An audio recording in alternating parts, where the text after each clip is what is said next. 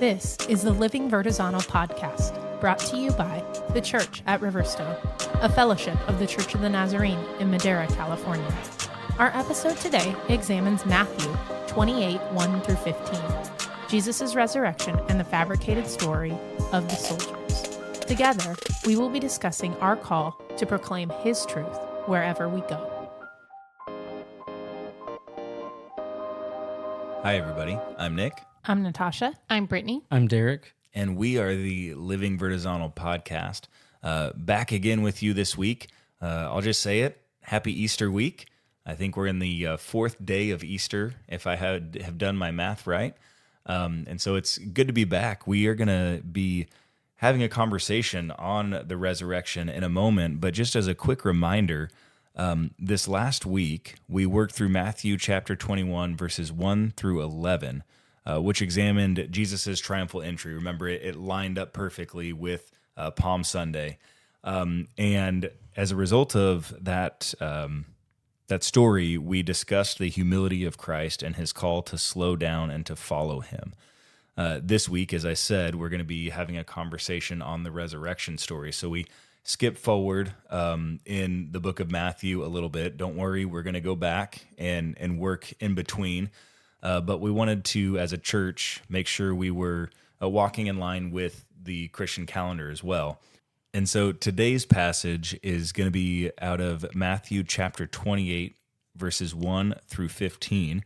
And that is specifically going to be examining Matthew's account or Matthew's story of Jesus' resurrection, and then the report from the soldiers. And so, Natasha, I believe we have you reading today. So would you go ahead and read that for us? Yes, chapter 28, verse 1. After the Sabbath, at dawn on the first day of the week, Mary Magdalene and the other Mary went to look at the tomb. There was a violent earthquake, for an angel of the Lord came down from heaven and, going to the tomb, rolled back the stone and sat on it. His appearance was like lightning, and his clothes were white as snow.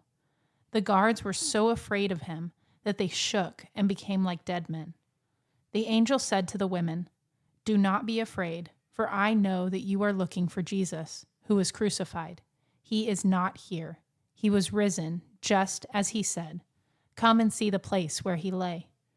Then go quickly and tell his disciples, he has risen from the dead and is going ahead of you into Galilee. There you will see him. Now I have told you."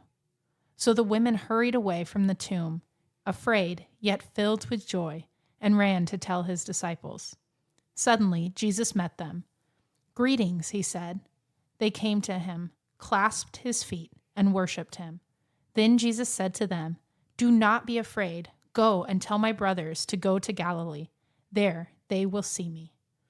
While the women were on their way, some of the guards went into the city and reported to the chief priests everything that had happened. When the chief priests had met with the elders and devised a plan, they gave the soldiers a large sum of money, telling them, "You are to say, his disciples came during the night and stole him away while we were asleep. If this report gets to the governor, we will satisfy him and keep you out of trouble." So the soldiers took the money and did as they were instructed. And this story has been widely circulated among the Jews to this very day. All right, so there we have it, the account of the resurrection of Christ and some of the story that surrounded it immediately after. So as we jump into this, what are you seeing? What are your observations? What's standing out to you? I think for me, the first thing that sticks out is that Mary Magdalene and the other Mary were there. Like they were part of kind of the whole process up to this point. I know like this is prior to this, but they were there for the death of Jesus. They were there for the burial of Jesus, and now they're there for the resurrection of Jesus. And so they've seen this whole process unfold, and like it makes me question like, where's everybody else at? And you know, why is it only them? I guess everybody else is kind of, I don't know, doing their own thing, but here they are. They've been faithful throughout this whole process and kind of seen it through. And as we go on, it's kind of ironic that Jesus is kind of doing what he's done up to this point in showing how his kingdom is different. He reveals himself to them. And so, in this time, women weren't viewed as highly as a man was. And so for them to be the first encounter or the first, risen encounter of Christ, like I think it just is a great reminder that it's an upside down kingdom. It's not the same that we would expect. Everybody is valuable regardless of who they are. And they've been faithful to this point. They were there for his death and his burial and now his resurrection. I think it puts a bookend to that note, because at the beginning, when we're talking about the genealogy of Jesus in chapter 1, we go through all of these should not fits in Jesus's lineage, whether we're talking about Rahab, the prostitute, or this mishap with Bathsheba, right? Like there's one thing after another that should not be. And yet Jesus is happy to include them, or the writer of Matthew is happy to include them in this genealogy, pointing again to this upside down kingdom, Derek, that you talked about. And so I think it's appropriate then that we close the book of Matthew, chapter 28, with this same idea that the least are elevated, the least will be first.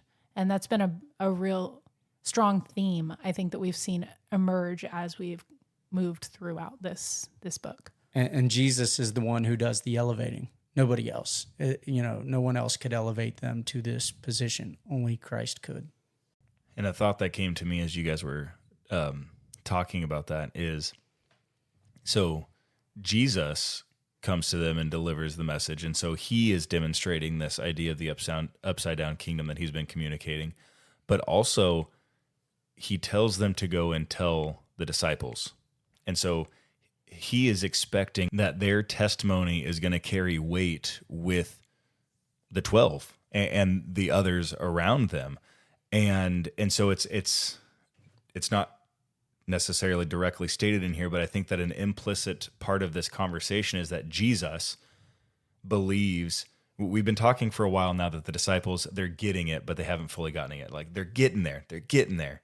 And so it's almost like Jesus at the end of the gospel is saying, is expecting that they've gotten it, that they're there. And so he is going to be able to send Mary and Mary with this testimony of his resurrection, and they are going to believe him, which is antithetical to how society would function at this time. The testimony of women would not have held weight or any water. Not in any sort of formal setting like a trial or anything. They could have never given testimony. And yet Jesus trusted them really with a prophetic word. Yes. And so it's like this first prophecy following Jesus's resurrection is from the mouth of a woman or from the mouth of the least of these. Right. And if we look back at the Old Testament, we can see how a woman coming into the presence of the king would be, could be judged, and what that could cost her, or and in this case them. And Jesus responds completely different. In the presence of the king, they have a place, and not only do they have a place, like he's entrusting them with the kingdom essentially, because he's saying to go and tell. And it's not just going to be the disciples, as we're going to find out later. It's going to be go and tell the whole world.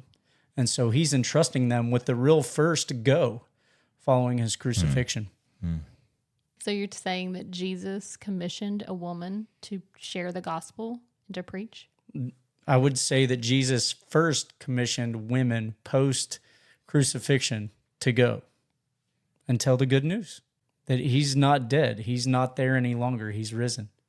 And I mean, this is consistent with what we see throughout Acts in the early church, that women were very instrumental and important part of the growth of the early church. Yeah, I would say kind of with this conversation, the observation that stuck out to me was Mary and Mary went to look at the tomb. Like the fact that that's even part of the conversation. And like you said, where is everybody else? But I think the question that I had is why? did they go to look at the tomb? Did they go to look at the tomb because they had been hearing what Jesus said and heard him say that he was going to rise, and so they're going in expectation that he has risen or will rise? Or were they going to the tomb to pay their respects? Were they going to the tomb to mourn? Like, why were they going to the tomb? And why was nobody else with them? Well, in Mark, it talks about them gathering spices to for the burial. So in my mind, I'm thinking they're going to serve. You know, they've watched him die. They've watched them place him in the tomb, and now they're going to go as their last service to serve him. So I think as we're talking about the testimonies of we can say women in this instance, the testimonies though of people who we wouldn't typically be willing to receive or hold their thoughts or whatever they say really as valid. So the people we dismiss. I guess it got at our table, it got us conversing about the people in our lives that we dismiss. And so we were just kind of asking, you know, who are the least of these people today that we might see or encounter in our lives that we're really just dismissing their testimony, or we're dismissing their story even if it hasn't intersected with a salvation moment yet, but we dismiss their stories because, well, they don't really matter a whole lot. And so I think at the kids' table, this led to some really good conversations from young children who really understood the implications of them overlooking people that matter to Jesus and the opportunities that they then miss out on that Jesus wants to invite them into in participation with these other people that they've just written off. And so as the kids were talking and sharing, it came out about the mean kids. The mean kids, or the kids that are disruptive in class. These are the ones that they wouldn't necessarily trust, or they wouldn't necessarily, I guess they wouldn't see necessarily Jesus choosing to work through them. So of course, you know, anything that they say that might potentially be a word from Jesus, they're going to kind of write off as, they don't really get it, because you can tell that they're not really a Jesus follower. They don't act like Jesus or look like Jesus. So I'm just kind of dismiss. And that's where that conversation, I think, led. And so as the kids are reflecting on this, they're talking about, well, but no, Jesus can talk through all sorts of people. And we talked about Paul and how Jesus took the bully and made him really another cornerstone of the church. So much of the scripture that we have today, so much of what we know about the church is because of Paul's ministry.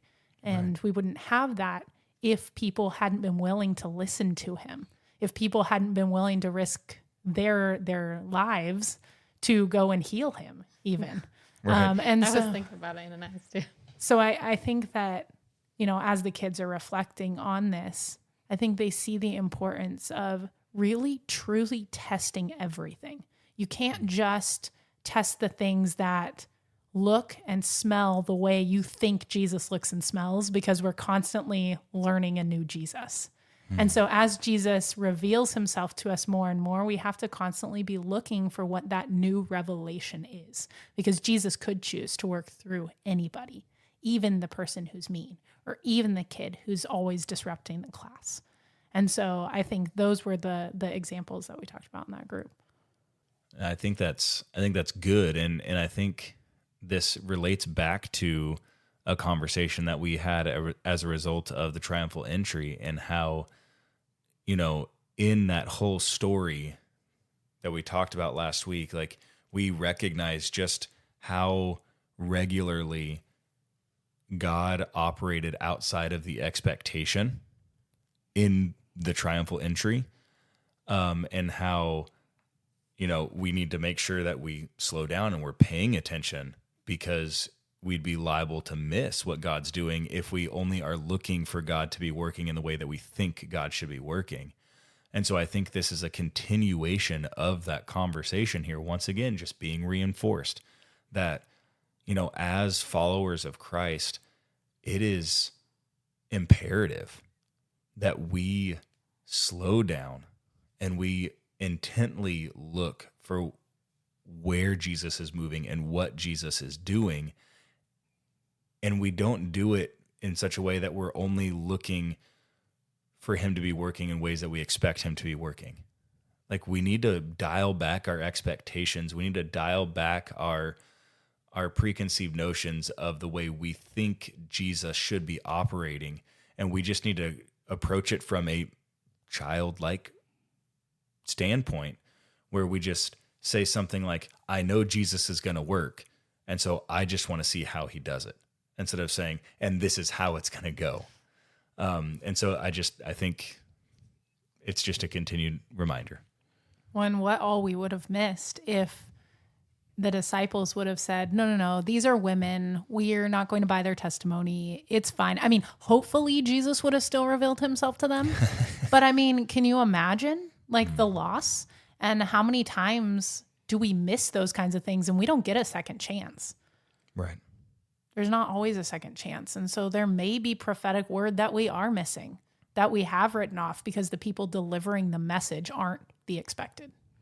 And I know this jumps forward in the passage that we read, but I think it's directly related to this conversation, and it shows the flip side of it. And that is verse 15. The religious officials got together, they concocted this plan, and then they paid off the guards to tell a story, to tell a lie of what happened. And the soldiers accepted because, well, if they didn't accept and they also got the religious officials on against them, the future for them was going to be pretty bleak, because usually when you lose somebody that you're supposed to be guarding in this time period, it resulted in the end of your own life. So it's almost like they're put in a situation where they have to tell the story if they want to continue to breathe. But verse 15 says, so the soldiers took the money and did as they were instructed, and this story has been widely circulated among the Jews to this very day. And so you see this dichotomy just from the beginning of chapter 28 to this middle verse 15 of chapter 28, where the women are entrusted with this testimony and they go and share the word. And then these men, these soldiers with a place of power, with a place of prominence, people that would have been trusted, they also have a story that they are telling. And because of their place of influence, because of their place of power, because of the power backing them, their story is widely circulated and people are listening to it as well. And so just as, the story of Jesus' resurrection is picking up steam and is furthered, the story of Jesus's disciples stealing his body is picking up steam because of the expected influence, or because of the influence that these people have and the expectation that they would have the truth, not these women. And so you see, I guess, the different positions that these testimonies come from and the influence that these positions carry and the impact that influence has on the world. I really feel like I have to ask, isn't the church still in some way doing the same thing today? We may not be perpetuating a lie about what happened at the grave, but we could very well be perpetuating a lie of what what the truth of God's word is, because there's some payoff for us, whether it comes through power, or prestige, or any of those things. I feel like I've seen that, and maybe I'm wrong, but I feel like I've seen. Even Brittany and I were talking about something similar the other day. We may not be telling them, we may still speak the truth about what happened at the grave and that Jesus resurrected, but we could be misconstruing part of the gospel and it be just as damaging as saying that the disciples took the body and that it didn't really happen. this was actually a conversation that took place at our table, as we, as a group, kind of reflected on, okay, what is it that Jesus is saying to us through this passage? And we did focus in on this section about the guard's report, and how easy it can be for us to be willing to go along with what the guards did, to perpetuate a lie because of the implications for ourselves. So they got paid and they got to live. And I think when I say it in that way, it sounds super harsh, and probably there would be a ton of pushback from people that would hear me say that.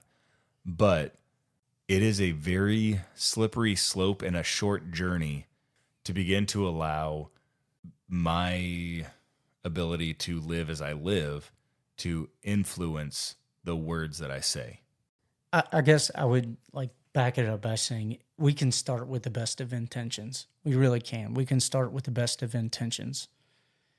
And if we're not careful, we find ourselves in a place where telling the lie is for our benefit, not for the benefit of the kingdom. And that's that whole like working out everything before Christ, like constant communication, getting this vertical relationship correct, so that when I go out and I'm like professing the truth to other people, it's not my truth. Right. I didn't write it. Yeah, exactly. It's not my truth. And if it's always Christ's truth, we can't go wrong. But it's when I want that, like, I'm willing to say my truth so that I can have X, Y, and Z. I mean, and that could be like monetary, that could be physical, or that could be relational. That could right. be influential, like power, like you were saying. Like it can take many forms. It absolutely can. And if the point isn't to keep Christ's truth at the very center, that he's no longer there. The grave is empty. He has risen. And not only has he risen from the dead, but he's gone before us. So we don't have to do it alone. Like, we do not have to do it alone. And in some way, I feel like that's what he's saying to the Marys. Like, I will see them in Galilee. I'm going before them. I've risen, or through the angel, like, I've risen and I'm going before you. And I'm going to be there with you. Like, you're not going to do this alone. And yet they don't yet see that. Like, we haven't gotten to Pentecost yet, so they don't still fully understand all that. But I just, I think that Jesus, like, you're so good at this, at laying it out before us. And if we just keep your truth at the center, right, not my truth, because my truth causes hurt, it causes pain, and it causes you death. And yet you can you can be nailed to a cross and say, Father, forgive them. Like, for they don't know what they're doing. And if somebody was nailing me to the cross, I hope that would be my response. Often when I'm getting, quote unquote, like, nailed to the cross, I'm ready to, like, throw down. And right. And Jesus, you didn't do that. And so I want your truth. I want to convey your truth, because I don't have an agenda other than seeing people, like, reconciled. And that's only my agenda because you gave it to me. It's really so simple. I feel like the kids' table, they said, well, Jesus doesn't want me to lie, because my lies impact people, even when I think they may not. And I mean, I think about it. Actually, just today, I was sitting in a public location for a time, overhearing a conversation had between two Christians. And one person was telling the other how they'd figured out this way to manipulate their education monies for charter school to be able to pay for certain expenses that weren't supposed to be paid for in that way. And so now they do this regularly as a regular practice because it benefits them.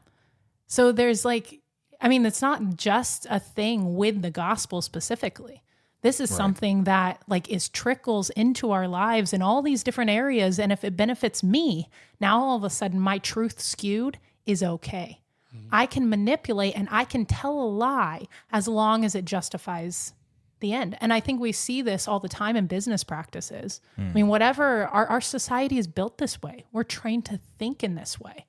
Whatever can benefit me best is really what is best.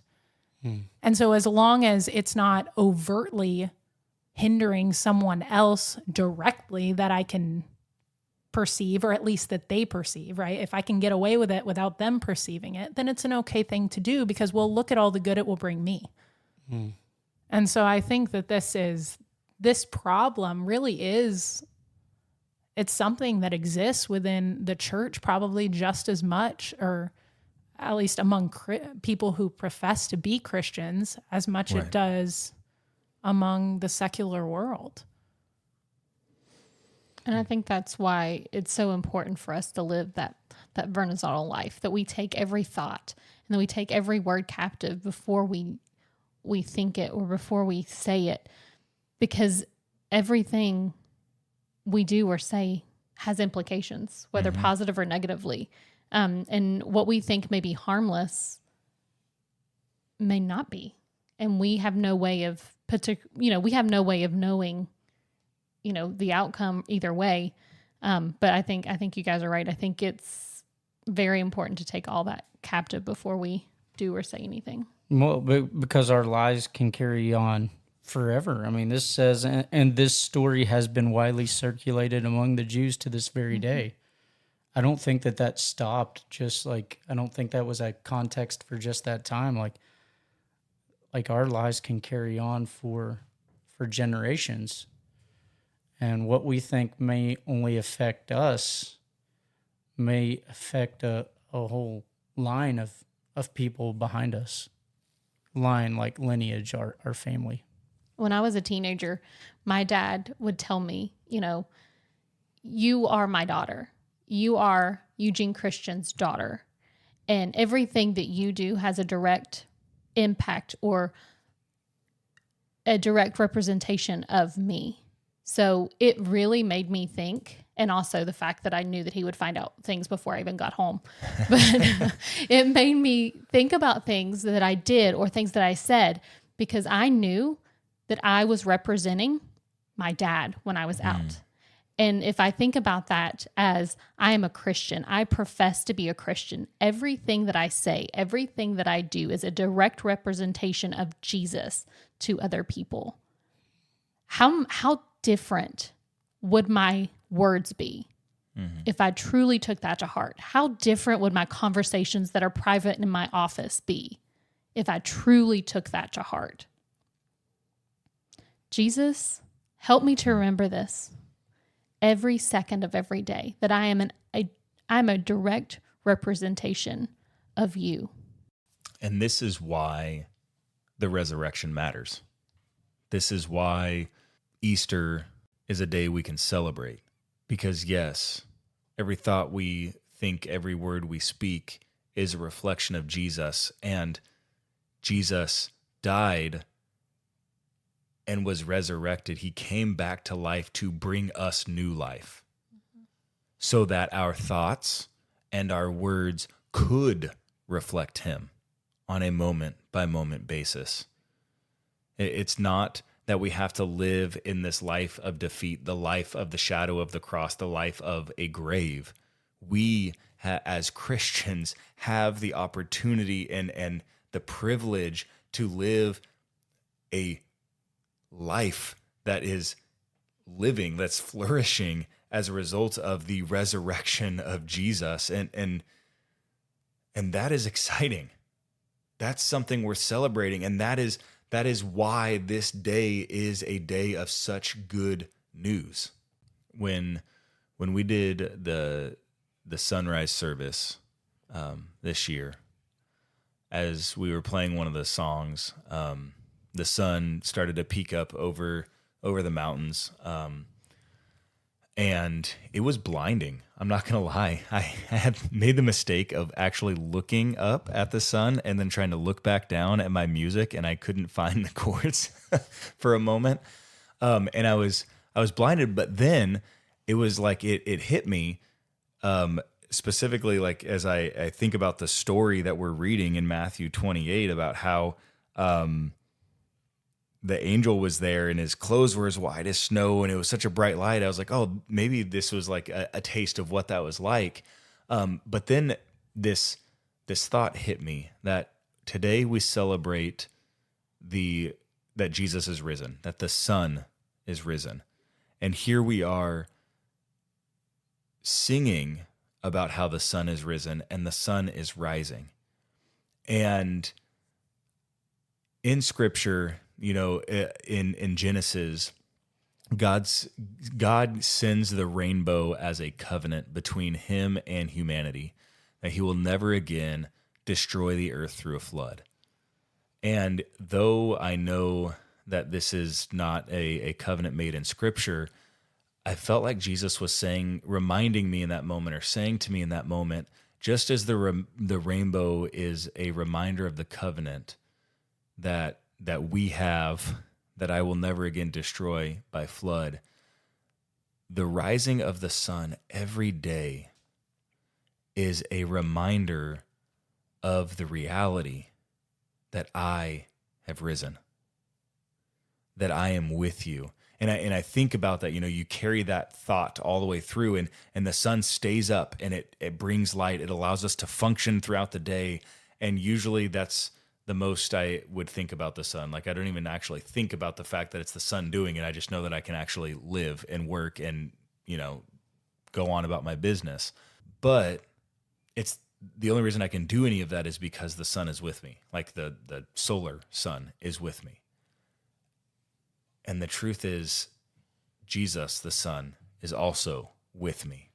And so the rising of the sun remaining in the sky throughout the day, can and should be a constant reminder for us of the reality that Jesus is alive and he is with us, and he is providing the ability for us to walk through life and to navigate things and to have pure thoughts and to speak pure words and to perform pure actions. Again, it's this whole idea we don't have to live in the shadow of death because we have the light of the sun to guide us as a direct result of this resurrection. And so that was probably, maybe stepping back from this story for a moment as I think about the entirety of this Holy Week. That's something that has really stuck with me as a result of the journey that we've been on as a church, and then being there at 6:30 in the morning for the sunrise service was, I wake up and I see the sun differently. I know it's only been one day, 2 days, 3 days, right? But I look at the sun differently, and I hope that just continues. I think for me this year, I was struck by, so I know we watched a version of this crucifixion video with the Lego brick figures. Yes, the Lego it was brick awesome. figures. If you haven't checked it out, you definitely should. Go on YouTube, type in Lego crucifixion. And so this version was slightly different than what we had watched previously. And for whatever reason, this time I was really struck by the exchange between Jesus and Barabbas, I guess, that happened. Because I just felt so overwhelmed by the fact that, like, you could place any one of us up there. Like, me is Barabbas. Like, I could just sub my name out for that. And Jesus stood there and he watched Barabbas walk away, and he took the place of someone else before he even went to the cross. And so I don't know, I found myself to be very overwhelmed, I guess, this Easter by not necessarily something new or novel, but that Jesus really did take my place. And I think the reflection of that left me in this space of, man, I hope I'm living every day worth it. If he died to let me live, is my living, is it enough? The way that I'm living, is it enough to, as we talked about earlier, reflect Jesus? Am I guess the words of maybe Saving Private Ryan even come to mind, where he looks at him at the end as he's dying and he tells him, earn this. And not that Jesus wants us to earn this, but more that I just feel compelled. How could I not try to live my life in such a way to make the most of his sacrifice so that I don't squander a bit of it? And I don't know, I felt myself so overwhelmed by that reality this past Holy Week. When we watched the Lego movie, the Lego Crucifixion, and one of the children said that it's not fair. And man, that hit me like a ton of bricks, because it's absolutely true. It is not fair. Because I used to sing a song called On My Cross, and it talks about those being my nails and my crown and my shame and my guilt and all these things. We talked about the beast of burden last week, and that really is true of that donkey, that it was a beast of burden. And in that, until like that got shared, and then like weighing all these things that Jesus took to the cross, like he truly needed a donkey to carry the load that he was taking. And if truth be told, there aren't enough donkeys in creation to carry the load that Jesus was taking to the cross. And absolutely, I feel like it was symbolic. Like, I feel like there's a symbolism in him riding on the donkey, but there is not enough in creation. There hasn't been enough between the time that Christ was crucified and now to carry all the burden that he took. And yet, if you have ears to hear and you're hearing this right now and you don't know Jesus, like, he did it for you. And if he would have died for no one else, it would have been for you. And that's what love looks like. And that is not, I can't rationalize the fairness in that, because it should have been me. It should have been each of us. And yet that's what love looks like. So as you said, Natasha, like, I should be compelled, not because I have to earn it. I know, like, I can look in scripture, there's nothing for me to earn, but I should want to. I should want to earn it every day, because his love was so great.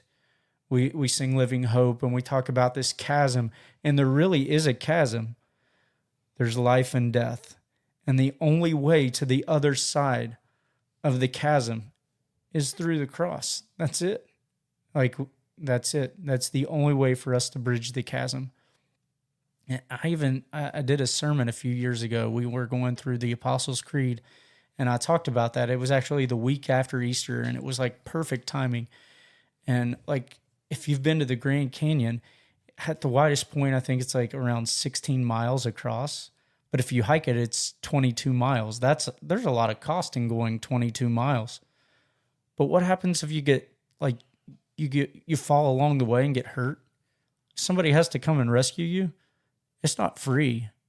If they have to, like, bring out certain equipment, there's a cost associated with that. And that's minimal in comparison to what Jesus did in taking all of our sin and our shame and our guilt. And so he would have done it for 22 million miles if that was what he had to bridge. Like, and so it's not fair. And yet he did it anyway. In the parables just a couple of weeks ago, we had this conversation on fairness, and where Jesus is trying to reorient, rewire our understanding of what is fair. And so we still can look at it and we'll say, man, that's not fair. But Jesus would say, absolutely, it's fair. I came to serve. Yeah. This is my job. I signed up for this. I agreed to this. And there is no other way that it could have happened. No other way. Right. For me, the thing that kept going through, and I think it's because our 2-year-old kept talking about Jesus having boo-boos. And it just made me think about, when our kids get boo-boos and they fall and they scrape their knee, and having a 2-year-old, that happens a lot. And how when she falls and she gets hurt, she cries and she wants mommy or daddy. She doesn't really want anybody else. And on the cross, Jesus says, "Why have you forsaken me?" And I can't imagine what God felt like in that moment, knowing that his son was in excruciating pain and he had to be separated. And I know there's good, and I know there's a reason, but that had to be painful. As a parent, I can't imagine not being there when my child was in pain or needed me. And a lot of times when I think about, the crucifixion, I think a lot about the pain that Jesus went through, but I don't know that I've ever thought about God and that parent pain that there was felt because of that separation. And it just makes me appreciate the sacrifice even more, I think.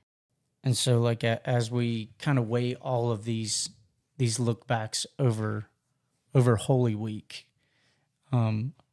we can, just as the Marys were called to go, we talked about we can't earn this salvation, but there is an expectation that comes with this transformation. And just as the Marys were commissioned to go by the angel, to go and tell the apostles what has taken place, we're commissioned to do the same thing in our lives. Maybe it's not the apostles, but there's somebody that God is wanting you to share this good news. He is risen. He's not there. The grave's empty, and he's desiring that transformation that's occurred within them to occur within the disciples and beyond. And that's what we desire. We come here every week with a desire to tell the good news of what Jesus has done and what we see in his word. And so, go and tell, because he's going ahead of you. Just like he was going to go ahead of the disciples, he's going ahead.